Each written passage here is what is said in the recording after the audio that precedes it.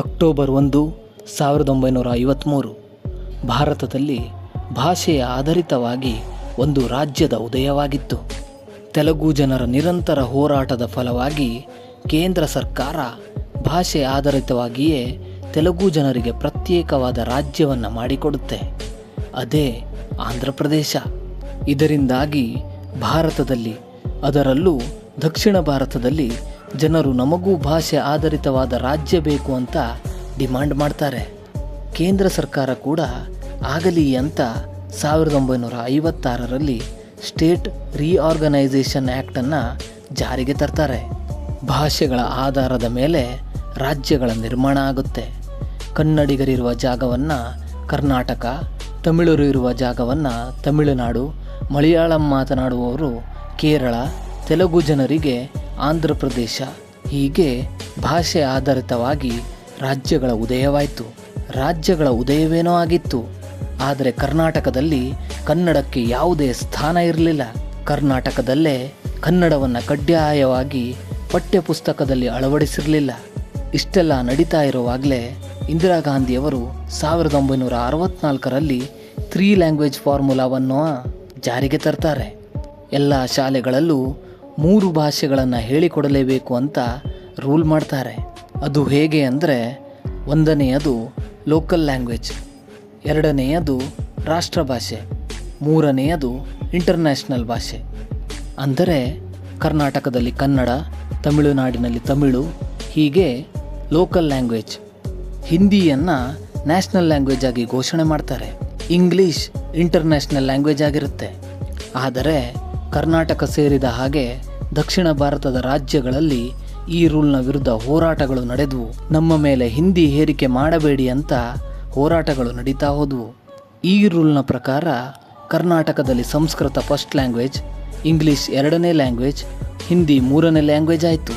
ಇದು ಕನ್ನಡಕ್ಕೆ ಆಗ್ತಾ ಇರುವ ದೊಡ್ಡ ಮೋಸ ಅಂತ ಕರ್ನಾಟಕದಲ್ಲಿ ಆಗ ಇದ್ದ ಕನ್ನಡದ ಸಾಹಿತಿಗಳೆಲ್ಲ ಸೇರಿ ಹೋರಾಟವನ್ನು ಸ್ಟಾರ್ಟ್ ಮಾಡ್ತಾರೆ.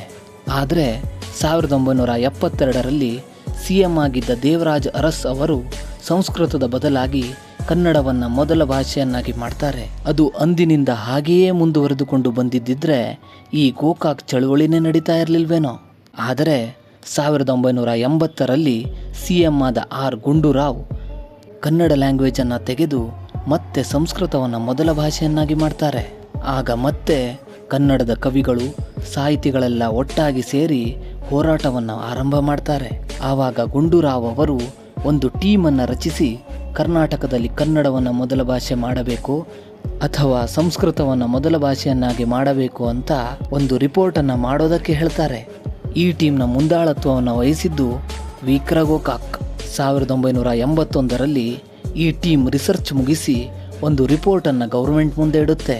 ಆ ರಿಪೋರ್ಟ್ ಪ್ರಕಾರ ಕರ್ನಾಟಕದಲ್ಲಿ ಕನ್ನಡ ಕಡ್ಡಾಯವಾಗಿ ಮೊದಲ ಭಾಷೆ ಆಗಬೇಕು ಮತ್ತು ಗೌರ್ಮೆಂಟ್ ಜಾಬ್ಗಳಲ್ಲೂ ಕನ್ನಡ ಇರಬೇಕು ಅಂತ ಬರೆಯಲಾಗುತ್ತೆ. ಆದರೆ ವಿಚಿತ್ರ ಏನು ಅಂದರೆ, ತಾವೇ ಮಾಡಿದ ಟೀಮ್ನ ರಿಪೋರ್ಟನ್ನು ಗುಂಡೂರಾವ್ ರಿಜೆಕ್ಟ್ ಮಾಡ್ತಾರೆ. ಮತ್ತೆ ಕರ್ನಾಟಕದಲ್ಲಿ ಒಂದು ಚಳುವಳಿ ಸ್ಟಾರ್ಟ್ ಆಗುತ್ತೆ.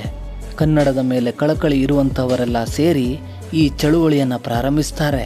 ಈ ಚಳುವಳಿಗೆ ಗೋಕಾಕ್ ಚಳುವಳಿ ಅಂತ ಹೆಸರು ಬರುತ್ತೆ. ಆದರೆ ಇವರೆಲ್ಲ ಎಷ್ಟೇ ಹೋರಾಟ ಮಾಡಿದರೂ ಗವರ್ಮೆಂಟ್ ಇವರ ಕಡೆ ತಿರುಗಿನೂ ನೋಡೋದಿಲ್ಲ. ಈ ಚಳುವಳಿಗೆ ಜನರೂ ಸಹ ಅಷ್ಟಾಗಿ ಬಂದು ಸೇರ್ತಾ ಇರಲಿಲ್ಲ.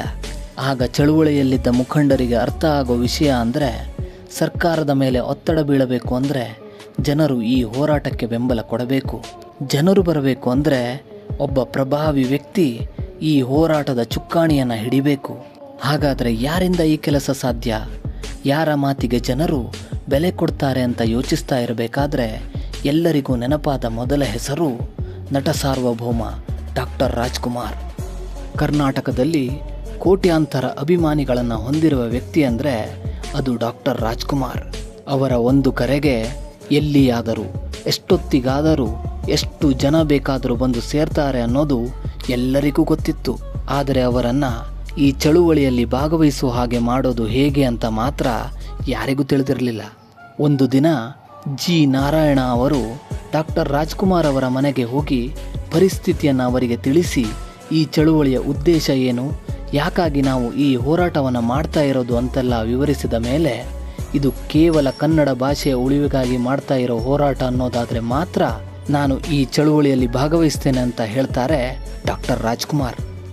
ಈಗ ಗೋಕಾಕ್ ಚಳುವಳಿಗೆ ಆನೆ ಬಲ ಬಂದಂತೆ ಆಗುತ್ತೆ. ಡಾಕ್ಟರ್ ರಾಜ್ ಚಳುವಳಿಗೆ ಜಾಯಿನ್ ಆದ ತಕ್ಷಣವೇ ಲಕ್ಷಾಂತರ ಜನರು ಈ ಚಳುವಳಿಯಲ್ಲಿ ಭಾಗವಹಿಸೋದಕ್ಕೆ ಶುರು ಮಾಡ್ತಾರೆ. ಹೀಗೆ ಒಂದು ದಿನ ಚಳುವಳಿಯ ಭಾಗವಾಗಿ ಒಂದು ಚಿಕ್ಕ ರ್ಯಾಲಿಯನ್ನು ಇಟ್ಕೊಂಡಿರ್ತಾರೆ. ಅದರಲ್ಲಿ ಡಾಕ್ಟರ್ ರಾಜ್ ಅವರು ಸಹ ಭಾಗಿಯಾಗಿರ್ತಾರೆ. ಅವರನ್ನು ನೋಡೋದಕ್ಕೆ ಎಷ್ಟು ಜನ ಅಲ್ಲಿ ಬಂದು ಸೇರ್ತಾರೆ ಅಂದರೆ ಅಷ್ಟು ಜನರನ್ನು ನೋಡಿ ಪೊಲೀಸರು ಡಾಕ್ಟರ್ ರಾಜ್ಕುಮಾರ್ ಅವರ ಸುರಕ್ಷತೆಗಾಗಿ ಅವರನ್ನು ಪೊಲೀಸ್ ಜೀಪ್ನಲ್ಲಿ ಹತ್ತಿಸ್ತಾರಂತೆ. ಇದನ್ನು ತಪ್ಪಾಗಿ ಅರ್ಥ ಮಾಡಿಕೊಂಡ ಅವರ ಅಭಿಮಾನಿಗಳು ನಮ್ಮ ಅಣ್ಣ ಅವರನ್ನು ಪೊಲೀಸರು ಅರೆಸ್ಟ್ ಮಾಡಿದ್ದಾರೆ ಅಂತ ತಿಳಿದು ಜನರೆಲ್ಲ ತುಂಬ ಕ್ರುದ್ಧರಾಗ್ತಾರೆ. ಆಗ ಆದ ವಿಕೋಪ ಸರ್ಕಾರವನ್ನು ಸಹ ನಡಗಿಸಿ ಬಿಡುತ್ತೆ. ಹೀಗೆ ರಾಜ್ ಹೋದಲ್ಲೆಲ್ಲ ಲಕ್ಷಾಂತರ ಜನರು ಬಂದು ಸೇರ್ತಾ ಇದ್ರು. ಬಂದವರೆಲ್ಲ ರಾಜ್ ಅವರ ಭಾಷಣವನ್ನು ಕೇಳ್ತಾ ಇದ್ರು. ಡಾಕ್ಟರ್ ರಾಜ್ಕುಮಾರ್ ಅವರ ಮಾತಿನಲ್ಲಿ ಅವರಿಗೆಲ್ಲ ಕನ್ನಡದ ಇತಿಹಾಸ ಮತ್ತು ಗೋಕಾಕ್ ಚಳವಳಿಯ ಪ್ರಾಮುಖ್ಯತೆಯ ಅರ್ಥವಾಗ್ತಾ ಹೋಯಿತು. ಹೀಗಾಗಿ ದಿನೇ ದಿನೇ ಜನರ ಸೇರುವಿಕೆಯನ್ನು ಹೆಚ್ಚಾಗ್ತಾ ಹೋಯಿತು.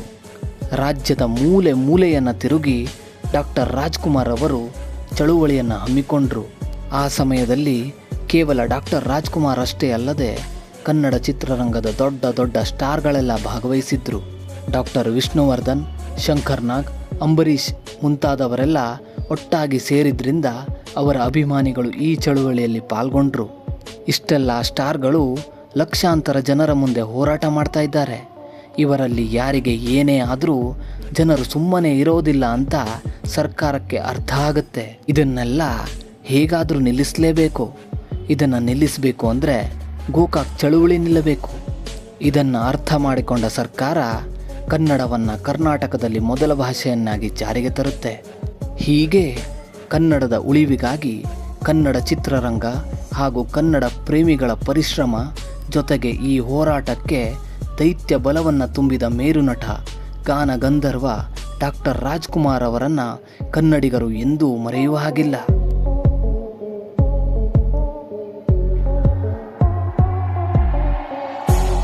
ಇದಿಷ್ಟು ಗೋಕಾಕ್ ಚಳುವಳಿ ಹಾಗೂ ಅದರಲ್ಲಿ ಡಾಕ್ಟರ್ ರಾಜ್ಕುಮಾರ್ ಅವರ ಪಾತ್ರದ ಬಗೆಗಿನ ಚಿಕ್ಕ ಮಾಹಿತಿ.